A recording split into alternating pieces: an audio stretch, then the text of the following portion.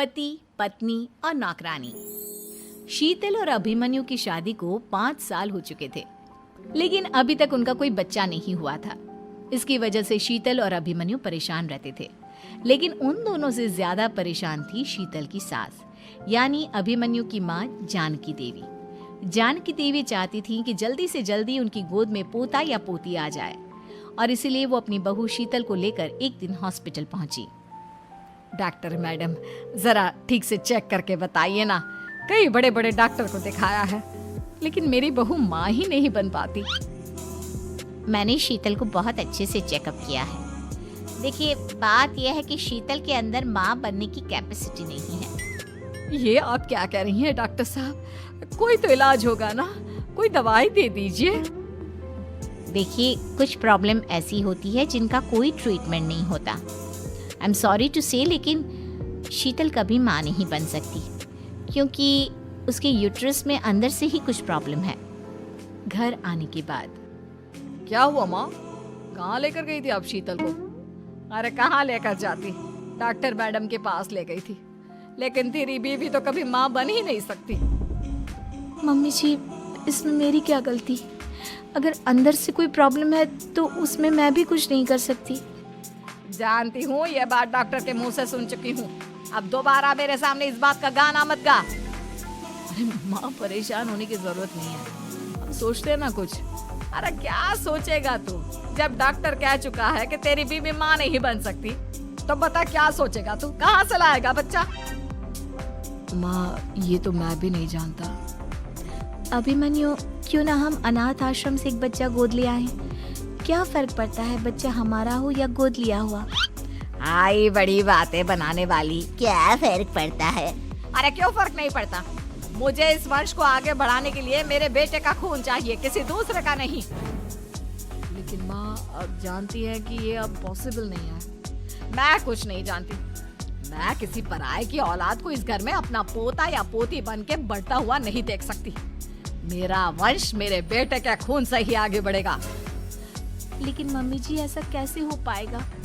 आप अच्छी तरह जानती है ना, मेरा और अभिमन्यु का बच्चा नहीं हो सकता। तो मैं अपने बेटे की दूसरी शादी करवाऊंगी, और अपनी दूसरी बीवी से ये मुझे बच्चा पैदा करके देगा। ये आप क्या कह रही हैं माँ? मैं किसी और से शादी नहीं करने वाला। मेरे रहते हुए आप अभिमन्यु की शादी किसी और से करवाएंगी? मम्मी जी, आप ऐसा कैसे कर सकती हैं? तू बस देखती जा बहू, मैं ऐसा कैसे कर सकती हूँ। कुछ दिनों के बाद, अभिमन्यु, मैंने तेरे लिए लड़की ढूंढ ली है। माँ, मैं आपको कितनी बार समझाऊं? मुझे किसी से शादी नहीं करनी है। पहले मेरी बात सुन। ये जो चमेली है ना, हमारे घर में काम करने आती है, वो तुझसे शादी करने के लिए तैयार है। मम्मी जी, आप अभिमन्यु की शादी एक नौकरानी के साथ करवाएंगी? वो इसलिए क्योंकि चमेली दिखने में बहुत खूबसूरत है, बच्चा भी सुंदर ही होगा। मम्मी जी, लेकिन एक बच्चे के लिए अपने बेटे की शादी नौकरानी के साथ करवाना, क्या ये सही है? अगर अभिमन्यु ने शादी नहीं की ना, तो मैं अपनी जान दे दूंगी।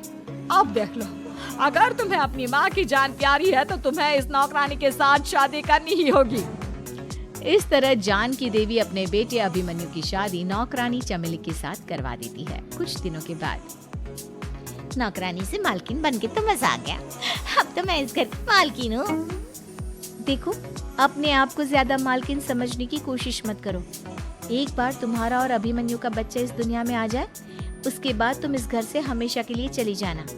अरे जाओ जाओ, किसी और के आगे बातें बनाना। एक बच्चा तो पैदा नहीं कर सकी, बट यार, जाओ जाकर मेरे लिए कॉफी बना कर लाओ। नौकरानी मैं हूँ या तुम? मम्मी जी, देखिए ना शीतल मुझसे किस तरह से बात कर रही है। शीतल, तुम्हें पता है ना चमेली प्रेग्नेंट है, मेरे बेटे के बच्चे की माँ बनने वाली है। वो जैसा कहती है वैसा करो। लेकिन मम्मी जी, वो मुझे नौकरों की तरह ट्रीट कर रही है। अरे तो करेगी ना, वैसे भी बहू तुम हो किस काम की?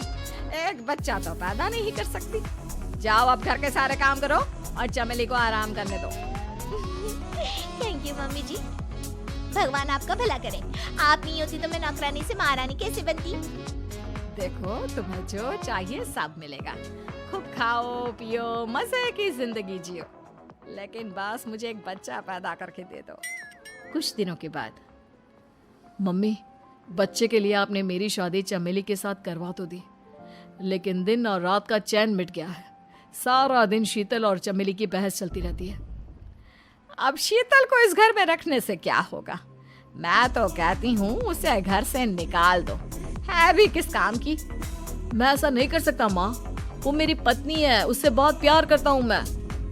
तुम्हारी पत्नी चमेली है, चमेली, उससे प्यार करो। अरे तुम्हारे बच्चे को जन्म देने वाली है वो।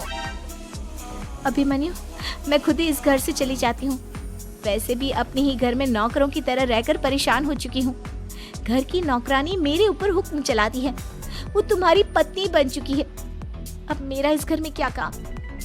अभिमन्यु के बार बार रोकने पर भी शीतल उस घर से चली जाती है। कुछ दिनों के बाद चमेली एक बच्चे को जन्म देती है।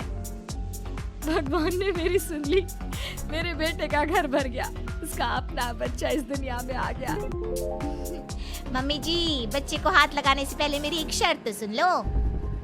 तुम कहना क्या चाहती हो चमेली? आपकी मम्मी को बहुत शौक था ना अपने पोते को खिलाने का। अब देखो, इस दुनिया में हर चीज की कोई ना कोई कीमत तो होती है। तुम अपनी आधी प्रॉपर्टी मेरे नाम कर दो, बच्चा तुम्हारे नाम। अरे लेकिन मैंने अपने बेटे से तुम्हारी शादी करवाई है, अब ये सौदेबाजी कहाँ से आ गई? जो औरत अपनी बहू को घर से निकाल कर एक नौकरानी के साथ अपने बेटे की शादी करवा दे, वो तो सौदेबाजी कर ही सकती है ना। उसका कैसे भरोसा कर सकते हैं?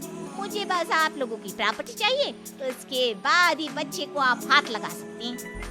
मैंने कहा था ना मम्मी, आप गलत कर रही हैं। देखिए, उसका नतीजा आपके सामने है। जब शीतल को पता चलता है कि अभिमन्यु और चमेली का बच्चा दुनिया में आ गया है, तो वो अपने घर पहुंचती है।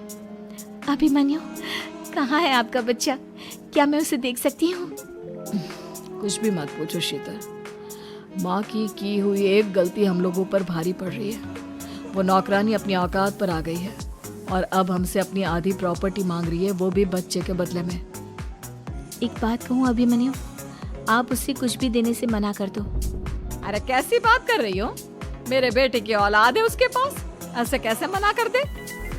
मम्मी जी, वो अभिमन्यु का बच्चा नहीं है, वो चमेली और उसके बॉयफ्रेंड का बच्चा है। ये तुम क्या कह रही हो शीतल? ये देखिए वीडियो, चमेली और उसका बॉयफ्रेंड आपस में बातें कर रहे हैं कि उन दोनों ने मिलकर आपको बेवकूफ बनाया है और अब इस बच्चे के बदले आपसे प्रॉपर्टी भी हड़प लेंगे। हे भगवान, ये मुझसे क्या हो गया? ना तो बच्चा मिला और अपने बेटे की नौकरानी के साथ शादी करवा दी सो अलग। अब क्या होगा? मुझे माफ कर दो शीतल, मेरी वजह से तुम्हें बहुत तकलीफ हुई है। अभिमन्यु, मैंने कहा ना, उस नौकरानी को उसके बच्चे सहित इस घर से बाहर निकाल दो। लगता है मेरे अभिमन्यु का बाप बनने का सपना अधूरा ही रह जाएगा। अभिमन्यु, अपनी मम्मी से कहो कि परेशान ना हो। आपको याद है, एक बार हम एक IVF सेंटर गए थे, मैंने फिर से वहां जाकर बात की थी और आपको पता है, इस बार मैं प्रेग्नेंट हूँ, क्योंकि हमने वहां पर प्रोसीजर करवाया था जिसकी वजह से मैं प्रेग्नेंट हो गई थी। और इस बात का पता मुझे बस कुछ महीने पहले ही लगा है। हमारा बच्चा इस दुनिया में आने वाला है अभिमन्यु। मुझे माफ कर दो शीतल बहू, मुझसे बहुत बड़ी गलती हो गई। कोई बात नहीं माँ, लेकिन अब हमें उस धोखेबाज नौकरानी को इस घर से बाहर निकालना है और इस घर की मालकिन को वापस घर लाना है, वो भी अपने बच्चे के साथ।